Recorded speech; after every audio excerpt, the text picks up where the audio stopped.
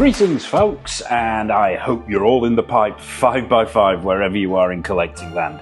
And welcome back to the channel for another 1/6 scale figure unboxing and review.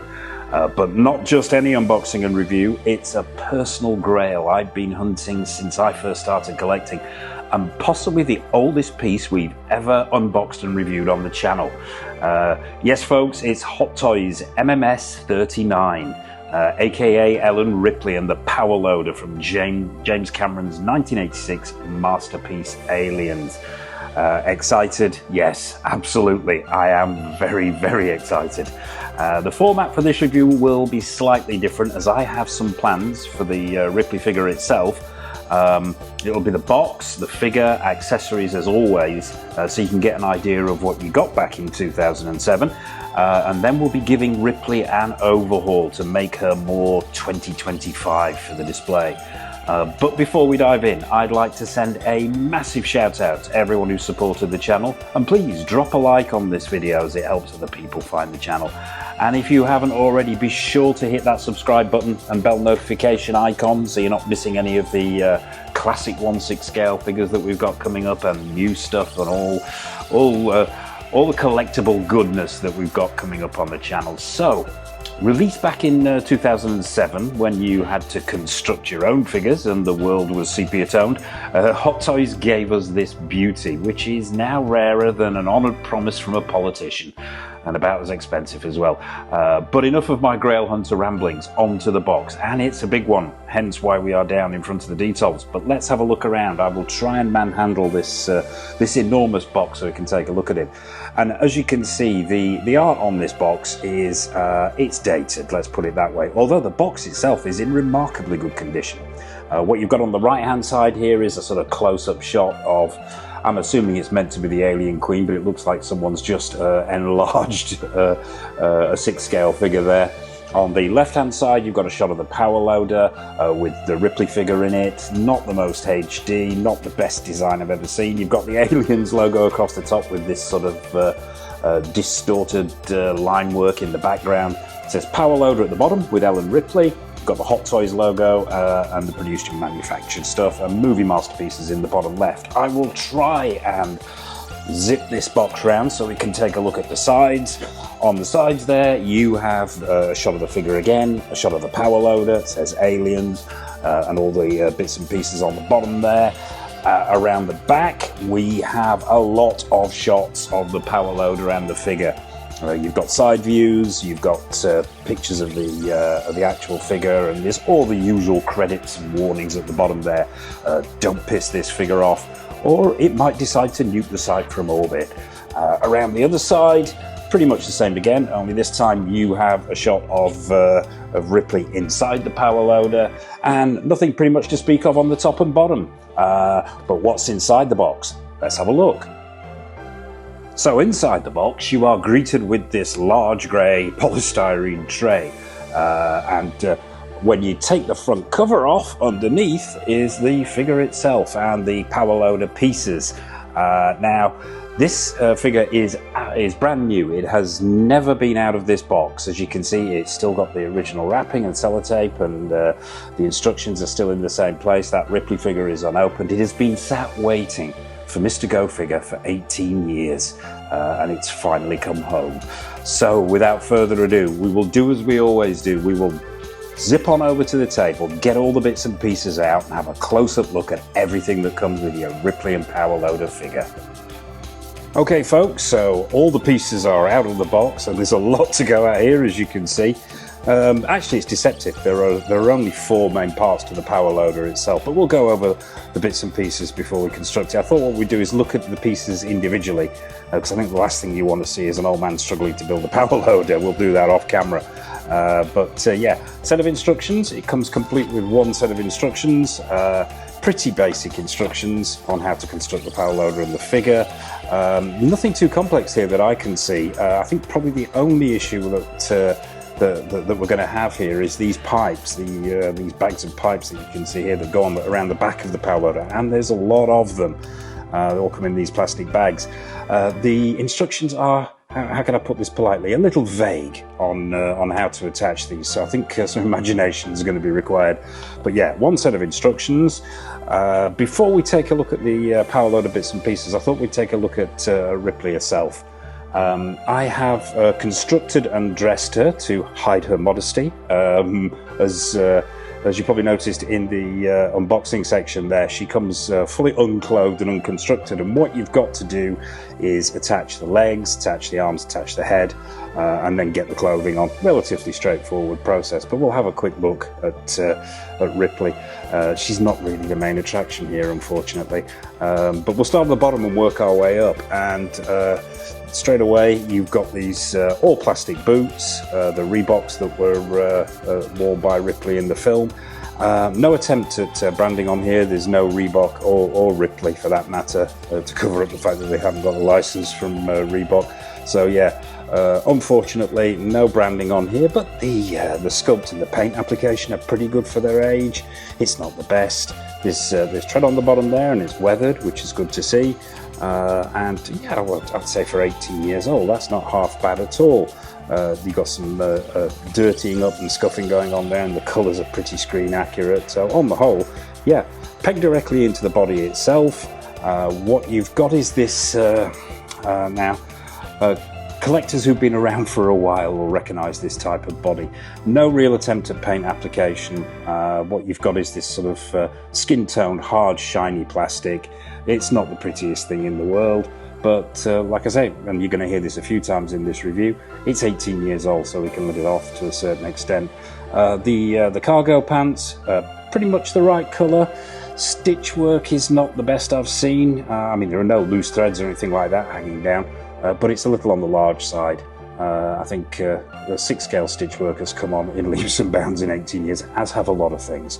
But yeah, overall, they fit pretty well. There's an attempt at weathering on here. You've got dirty sections on the knees there, around the back, or around the bum area. There are dirty sections as well. And overall, I think for 18 years old, they've done a pretty good job on the tailoring and the colour there. And they fall quite well, although it's a bit of a pain trying to tuck them into these boots.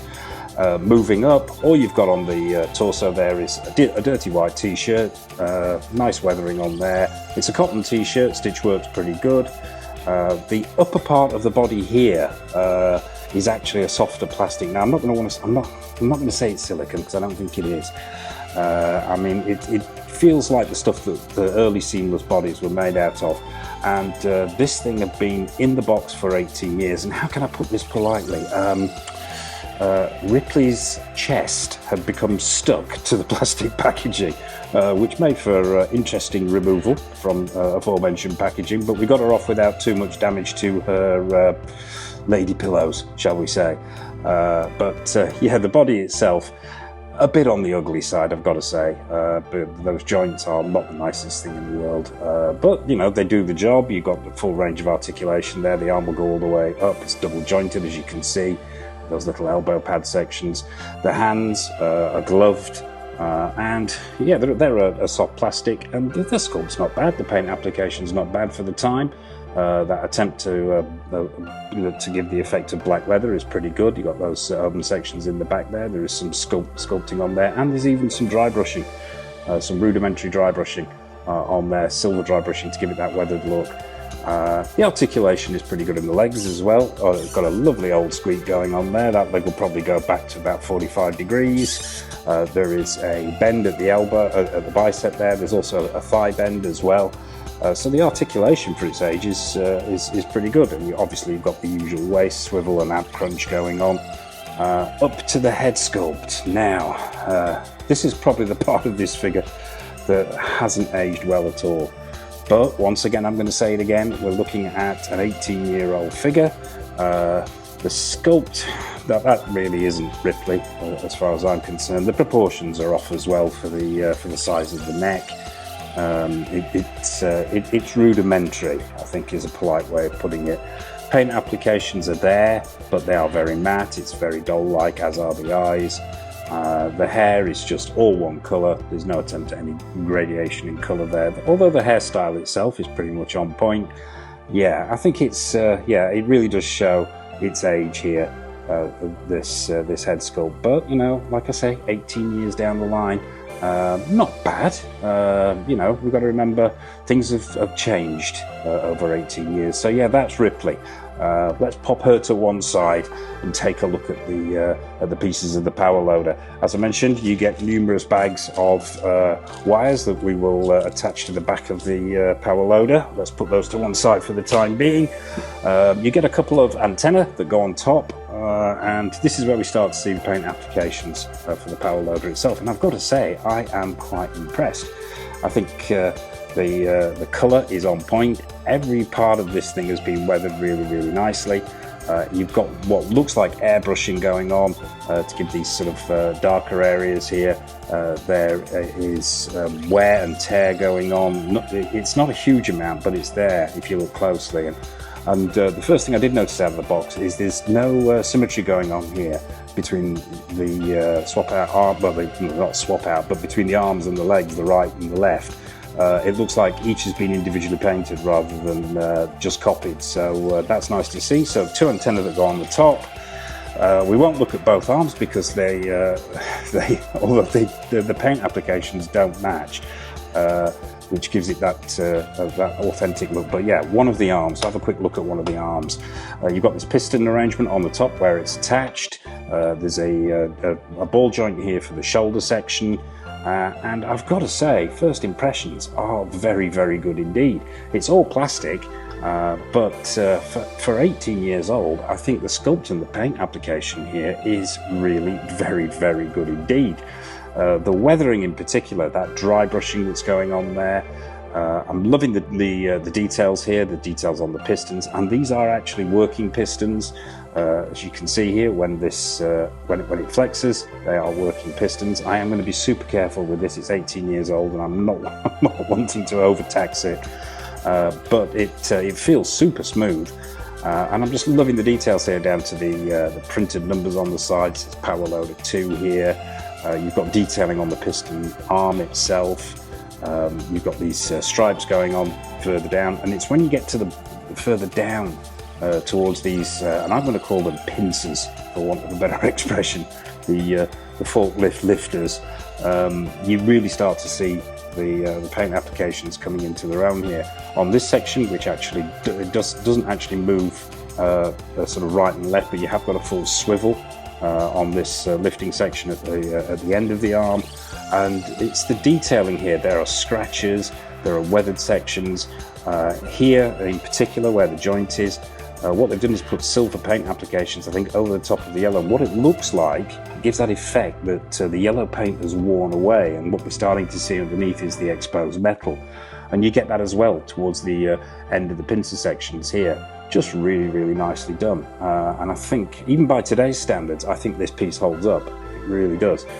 Suitably dirty, suitably weathered, but not too much. The authenticity is still there, as you can see in that joint there. That silver paint application to give it that worn look is really effective. You've got the joysticks on either side, on both arms. They're articulated, so they'll slide up and down. They're attached by these wires, which are real, well, tubes, and these are proper tubes here. It feels like they've got real wire in them. And even down to the joystick itself moving on the handle. The camera's catching that. Nice touch there. And overall, yeah, I think for an 18-year-old piece, I think this looks very good indeed. It would hold up today. To me, if Hot Toys re-released this and I got this from them, I would be very happy with the sculpt and the paint applications and the articulation, that wonderful articulation. So yeah, that's one of the arms.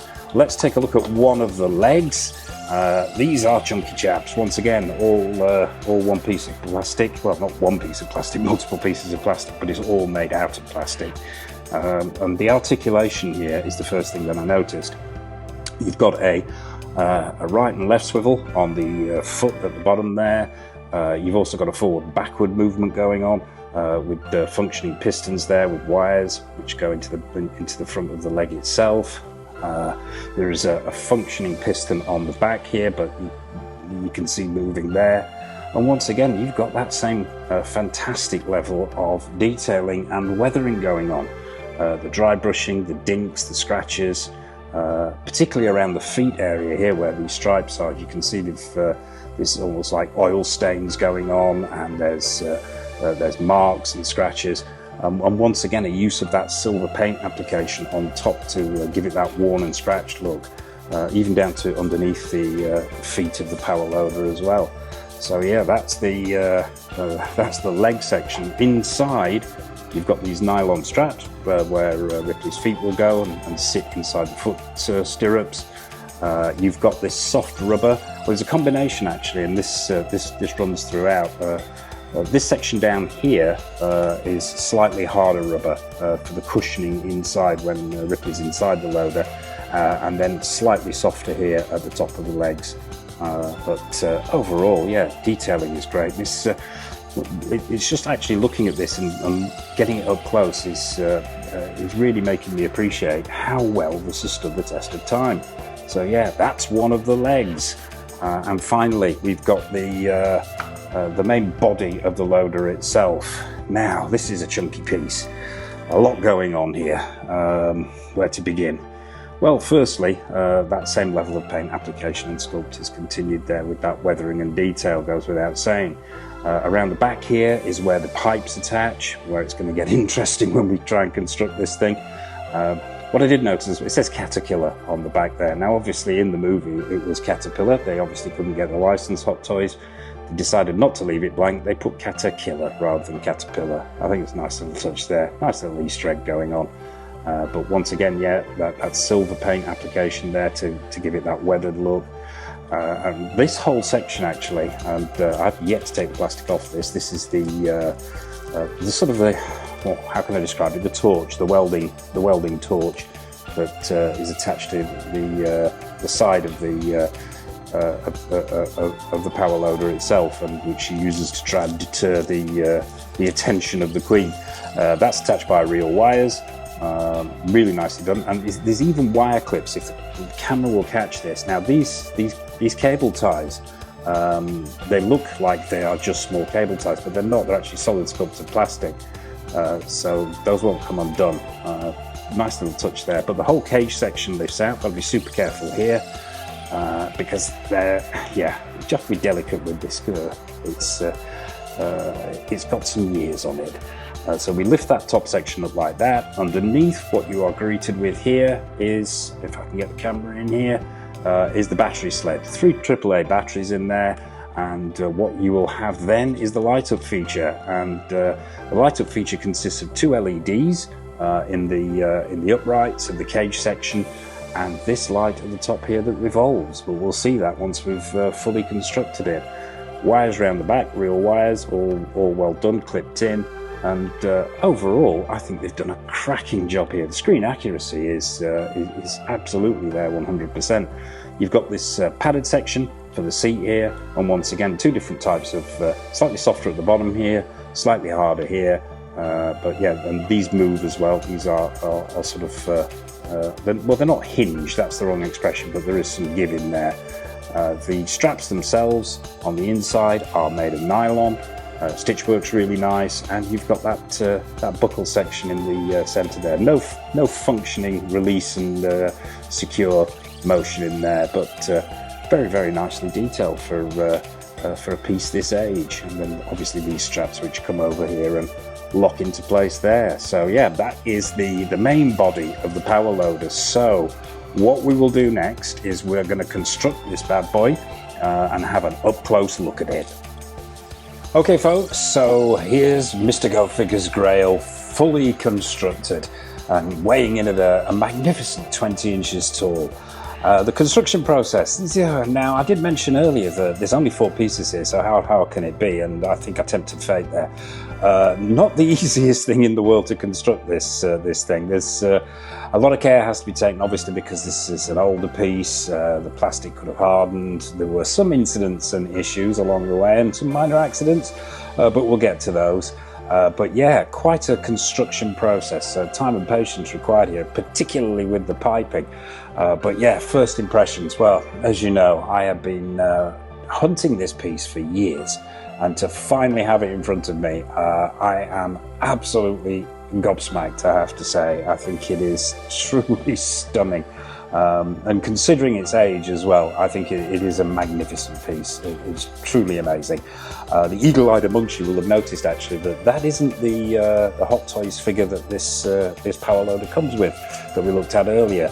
No, unfortunately, this version of Ripley hasn't made its way into the power loader. Now, what I was going to do was actually do a kit bash with some bits from this figure, some bits from the Present Toys figure that you see behind in the power loader, some other bits and pieces I've got lying around, and I was going to put together something for sitting inside the power loader. Unfortunately, the scale of Present Toys figure and some of the bits and pieces on here, we couldn't really get a decent match. So what we've got sat in there at the moment is the Present Toys version. Why are we not seeing this figure inside the power loader? Mr. Go Figure, I hear you cry. Well, there's a reason for that. Getting in there is a complete ball ache. It really is. And once you've got a figure in there, you really don't want to be taking it out on a regular basis. But yeah, unfortunately, the power loader itself has aged amazingly well. Like I said before, and it's like it's just stepped out of the factory. It's got a Tom Cruise thing going on. It just simply doesn't age. Unfortunately, the same can't be said for Ripley here. And yeah, that head sculpt, and as we mentioned before, and just the body and stuff like that are not ideal. So I have sacrificed the scale because, as we all know, well, we don't all know, but if you weren't aware, the Present Toys version of Ripley is for some reason undersized. So if the scale is looking off there, that's why. If you haven't seen the review on the channel, we do have a review of the Present Toys Warrant Officer, aka Ellen Ripley, and yeah, one of the major issues there was scale. However, I'm happy to compromise scale against ugly joints and an inaccurate head sculpt. So if it looks a little bit funky because she's slightly smaller, that's how it's going to have to stay in my display until I can get the correct bits and pieces together to do a properly scaled and seamless Ripley to go in there. So without further ado, let's go handheld and have a wander around this behemoth. Okay, so we've got it at a slightly jaunty angle, simply because filming this and turning it with one hand is not the easiest thing in the world, as you can imagine. It doesn't fit on the turntable. If it did fit on the turntable, it would probably kill it. So we're going to, if there's any knocks or shakes while we're filming this, my apologies from the outset, but yeah, let's start at the bottom, work our way up. We've seen most of the detailing on here in the accessories section. However, it bears repeating just the level of detailing and accuracy on this power loader, from the weathering there that you can see on the forks and on the arms. The paint applications are absolutely spot on. That cage section is really, really nicely done. We've attached the welding gear to the side of the cage, and that fits on there with real wires going up and around the back.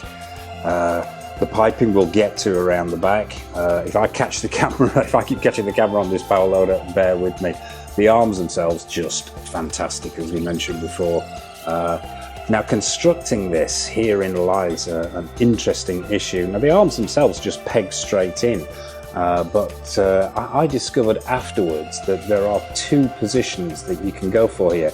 The position I've gone for here is where the arms themselves, the full arms, will lift out to the sides in this motion. But you can also have it in a position so we'll have a backwards and forwards movement as well. And I didn't realise at the time, and correct me in the comment section below if I'm wrong. And it's this joint up here underneath all these wires. You probably can't see it now because there's a mess of wires under there. But essentially there are two ways of setting it before you pop in the ball joint. Turn it one way and you'll have the arms going backwards and forwards. Turn it the other way, you'll have them going out to the sides. And unfortunately, that isn't adjustable without taking the arms off. Which, trust me, once you've got this pipe work on, you don't want to be doing that. Herein lies a bit of an issue that I had with the back of this piece, but yeah. absolutely phenomenal. I'm going to try and turn this, so if it topples, we'll cut and we'll start again. So let's take a look at it from the side, just so you can get an idea of how this thing looks side on. And I've got to be super careful here, because you can see those pistons, although not weak, they do move quite easily, and there's a huge amount of weight going on here, even though it's all plastic. And then you add the three AA batteries in the battery compartment in the back of the roll cage there, and you are looking at some serious heft. And as I mentioned at the top there, even though these pistons at the bottom here have stood the test really well, the test of time, are still super smooth, unfortunately, you get this at the wrong angle, and if it's not sitting perpendicular, there is a risk of it toppling, and that is the last thing you want. It's something like this toppling over.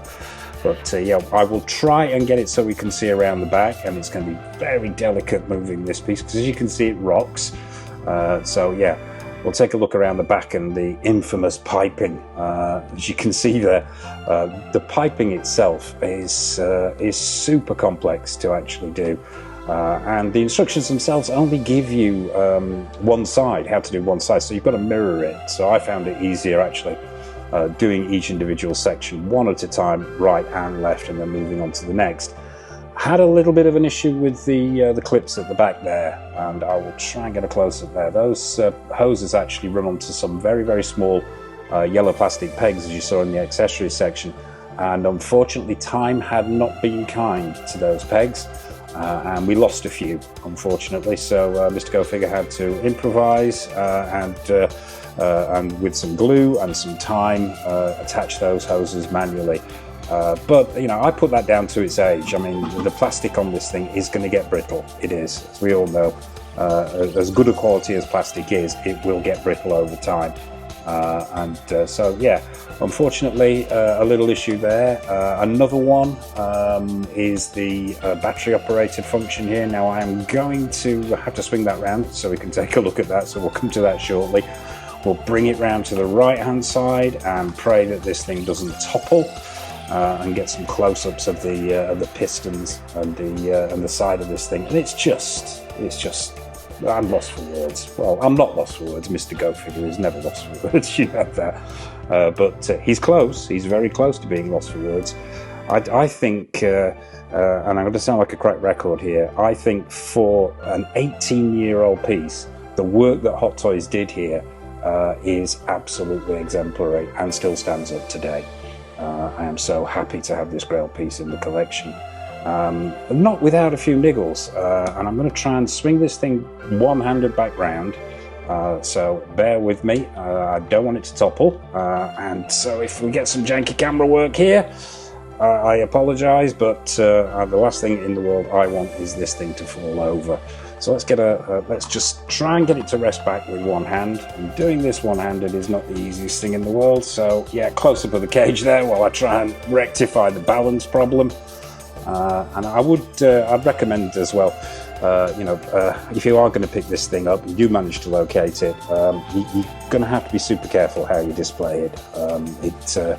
Yeah, we don't want this thing, as I mentioned, falling over. So some of the niggles,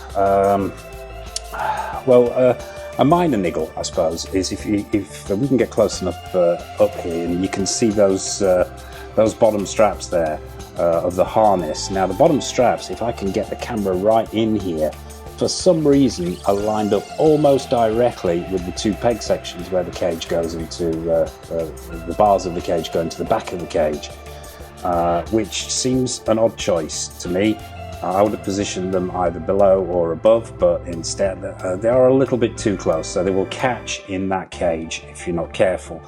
Also as well, as far as the harness goes itself, the two top straps of the harness there are actually already fitted onto the circular section in the middle. The two bottom straps aren't.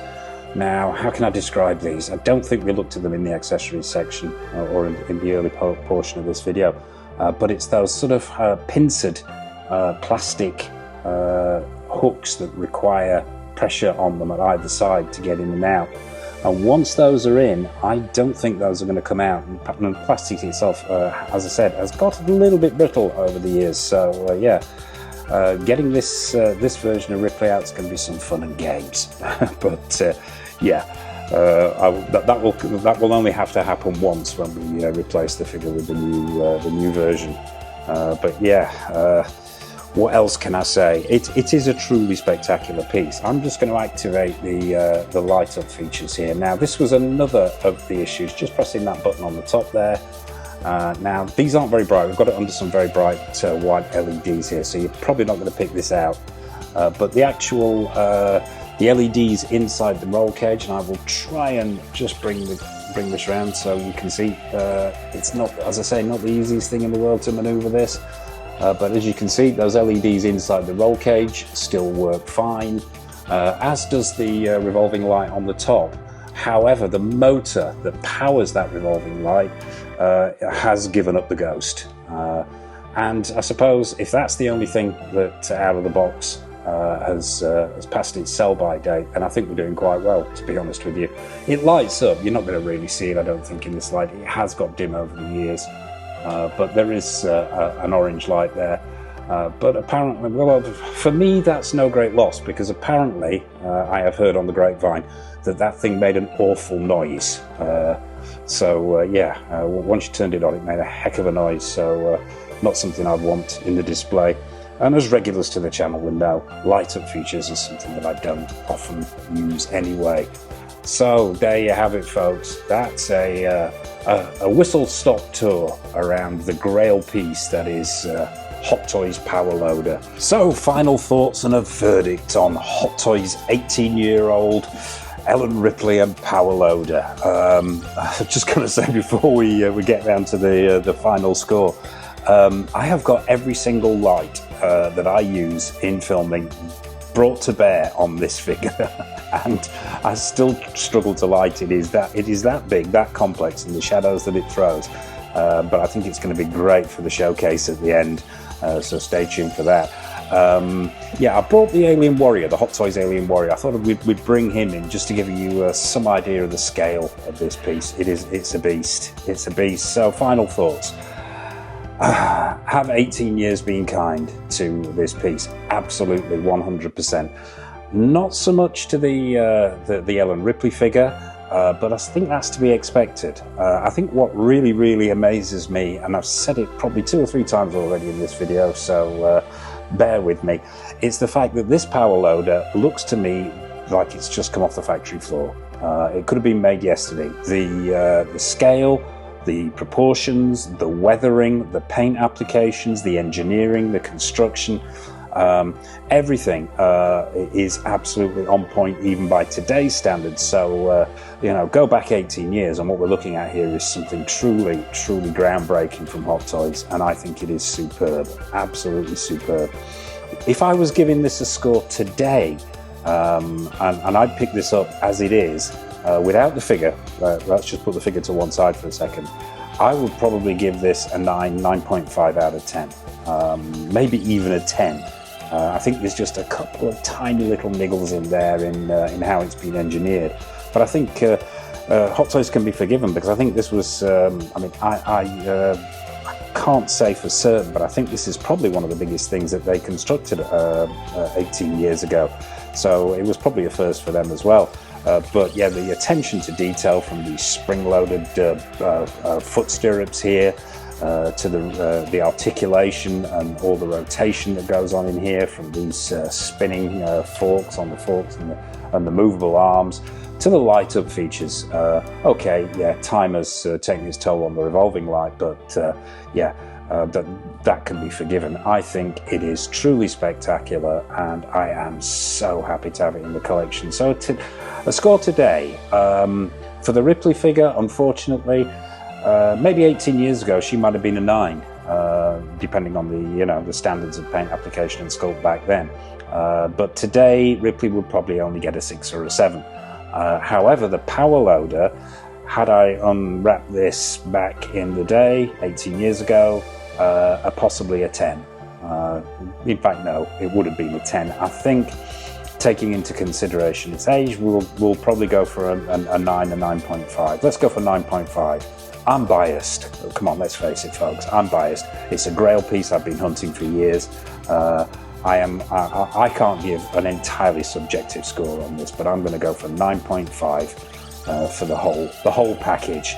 So there you have it, folks. That is a Grail, a blast from the past, an 18-year-old power loader, which still stands up today.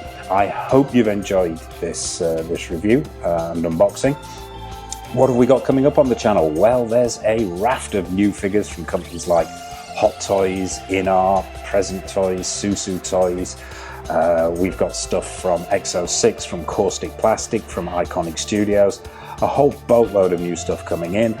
We've got retro reviews, we've got personal Grail pieces of mine being reviewed, we've got more episodes of Grail or Fail, more episodes of Don't Make Me Choose, more showcases, just a whole boatload of stuff coming up.